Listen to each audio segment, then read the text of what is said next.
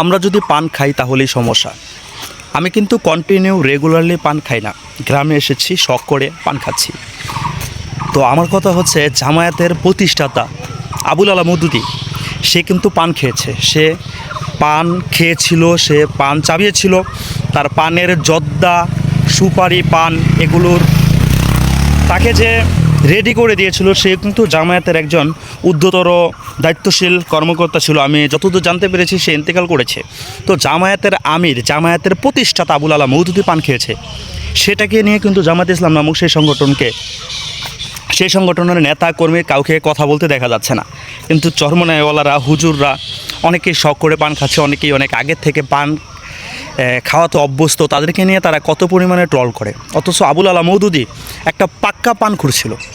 শুধু পান খেত বিষয়টা এমন না, পানের সাথে জর্দাও খেত।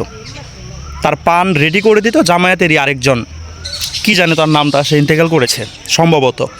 তো সেই ভিডিওটা কিন্তু তারা দেখেছে, কিন্তু সেটাকে তারা অ্যালাউ করছে না। তারা অ্যালাউ করছে কোনটা? আমরা মাঝে সাঝে পান খাচ্ছি কিংবা আমাদের আমির পান খাচ্ছে, সেটাকে ধরছে। অথচ তাদের প্রতিষ্ঠাতা একজন পাক্কা জর্দাখোর, একজন পাক্কা পানখোর ছিল।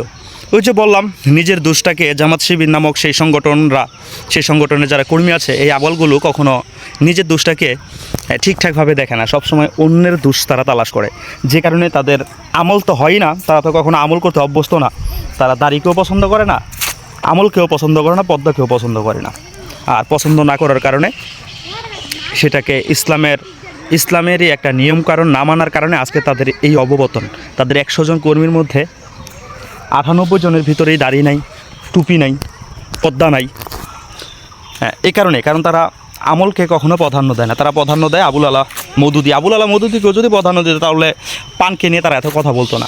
আমিও আজকে শখ করে পান খেয়েছি, তাতে কি জামাত শিবিরের কর্মী ভাইয়েরা আমার ঈমান আছে, আমল আছে, আমি কি মুসলমান নাকি মুসলমান নেই, তা কিন্তু কমেন্টে লিখে জানাবেন। আমি কিন্তু কাউকে গালি দেয়নি, আমি জামাত ইসলামের প্রতিষ্ঠাকেও বকা দেয়নি, আবুল আলা মওদুদীকে, এমনকি সেই সংগঠনের কোনো কর্মীকেও বকা দেয়নি। শুধু চোখে আঙ্গুল দিয়ে দেখিয়ে দেওয়ার চেষ্টা করেছি সাধারণ মানুষরা তো পান খায়। এর মধ্যে জামাত ইসলাম নামক সেই সংগঠনের যে প্রতিষ্ঠাতা ছিল আবুল আলা মওদুদী, সে একজন পাক্কা পানখোর ছিল। তার জর্দা পানের আরেকজন রেডি করে দিত। সেও একজন জামায়াতের বিখ্যাত আলেম ছিল, যদিও সবার কাছে তার গ্রহণযোগ্যতা ছিল না, কিন্তু জামায়াতের কাছে তো গ্রহণযোগ্যতা ছিল।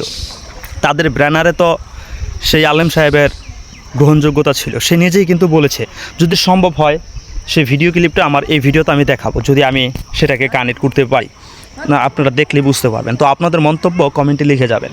নিজের দোষটাকে কেন আপনারা দোষ মনে করছেন না, শুধু অন্যের দোষ কেন আপনারা তালাশ করছেন, কমেন্টে লিখে জানাবেন এই ঘটনাটা।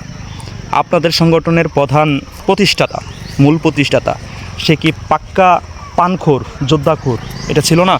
তো সে পান খেলে কি কোনো অপরাধ হয় না? আমরা পান খেলে কি দোষ আর অপরাধ হয়ে যায়? কমেন্ট